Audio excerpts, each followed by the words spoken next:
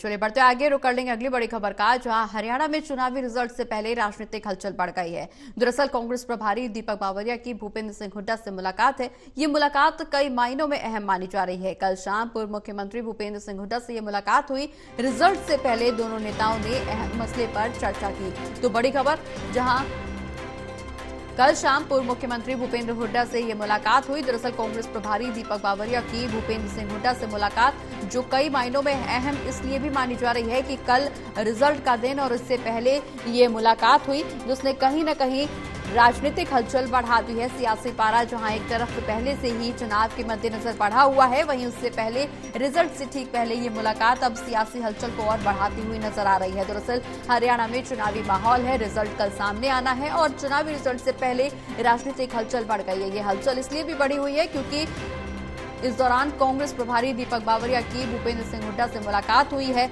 कल शाम को ये दोनों राजनेता मिले हैं एक दूसरे से और इस दौरान रिजल्ट से पहले दोनों नेताओं ने अहम मसले पर चर्चा की है। हरियाणा में चुनावी रिजल्ट से पहले राजनीतिक हलचल बढ़ गई है।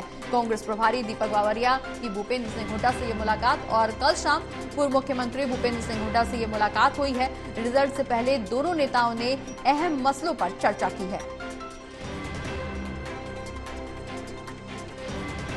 ज्यादा जानकारी के लिए एसोसिएट एडिटर प्रदीप कुमार जी हमारे साथ जुड़े हुए। प्रदीप जी, कल शाम को पूर्व मुख्यमंत्री भूपेंद्र सिंह हुड्डा से दीपक बावरिया की मुलाकात हुई, सियासी हलचल बढ़ गई है। ये हलचल इसलिए भी बढ़ी हुई मानी जा रही है क्योंकि कल रिजल्ट आना है और उससे ठीक पहले दोनों नेताओं की ये मुलाकात अपने आप में काफी ज्यादा अहम हो रही। कहा यह जा रहा है कि कुछ अहम मुद्दे ऐसे जिन पर यह चर्चा की गई, क्या कुछ मुद्दे रहे इस चर्चा के दौरान और अब सियासी माहौल क्या कुछ कह रहा है?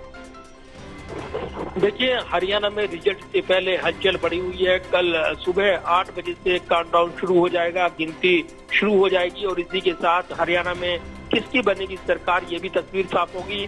लेकिन उससे पहले राजनीतिक हलचल वो जोरों शोरों से बढ़ी हुई है। एग्जिट पोल के रुझान से उत्साहित है कांग्रेस पार्टी, हरियाणा में उनकी सरकार बनेगी, ये तमाम एग्जिट पोल में दावा किया गया है और इसीलिए कांग्रेस की ओर से जो बयान देखने को मिल रहे हैं वो सीधे तौर पर इस बात को लेकर है कि नंबर इससे भी ज्यादा आएंगे, ये वो दावा कर रही हैं।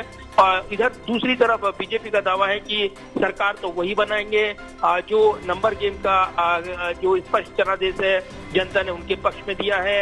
इसको लेकर ईवीएम को लेकर बहस गरमाते हुए कल बयान भी देखने को मिला, जब मुख्यमंत्री नायब सैनी की ओर से बयान आया और उसके बाद यहाँ पर हमला हुआ कांग्रेस पर, तो कांग्रेस की ओर से दीपेंद्र हुड्डा का बयान आया कि वो आत्मविश्वास में क्यों भरे हुए हैं, इस वजह तो वो ही समझ सकते हैं। लेकिन स्पष्ट जनादेश के साथ, भारी बहुमत के साथ सरकार कांग्रेस की बनेगी, वो दावा कर रही हैं। इस बीच राजनीतिक हलचल बढ़ी हुई है और जो हरियाणा मामलों के प्रभारी हैं दीपक बावरिया, उनकी देर शाम मुलाकात हुई है कांग्रेस के नेता, वरिष्ठ नेता जो भूपेंद्र हुड्डा, जो कि नेता विपक्ष भी हैं, साथ ही दावेदार हैं मुख्यमंत्री पद के लिए।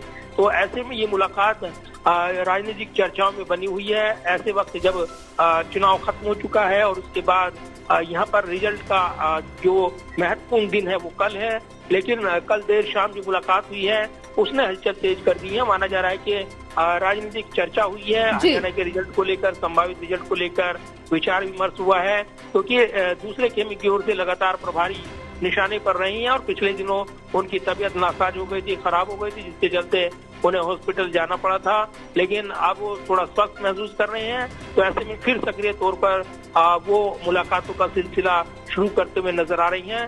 तो निश्चित तौर पर इस मुलाकात के बाद सीएम पद की दावेदारी को लेकर चर्चाएं शुरू हो गई हैं। कांग्रेस की ओर से कुमारी शैलजा की दावेदारी बनी हुई है, इसके अलावा रणदीप सुरजेवाला अपनी दावेदारी जता रही हैं। तो कहीं ना कहीं बड़े सवाल हैं जिनके जवाब कल के रिजल्ट के बाद मिलना शुरू होंगे और उसके बाद आलाकमान की बैठकों के दौर देखने को मिलेंगे। रिजल्ट आशानुरूप अगर एग्जिट पोल के मुताबिक रहा तब तो कांग्रेस की सरकार बनती नजर आएगी, लेकिन अगर इधर से उधर कुछ मामला हुआ तो निश्चित तौर पर पेच फंस सकता है और इसलिए अन्य निर्दलीय, अन्य जो बागी उम्मीदवार हैं उन पर भी तमाम निगाहें अभी से वो रखी जा रही हैं। दोनों खेमे की ओर से ये कहा जा रहा है। दूसरी तरफ बीजेपी भी निर्दलियों पर नजर जमाए हुए है।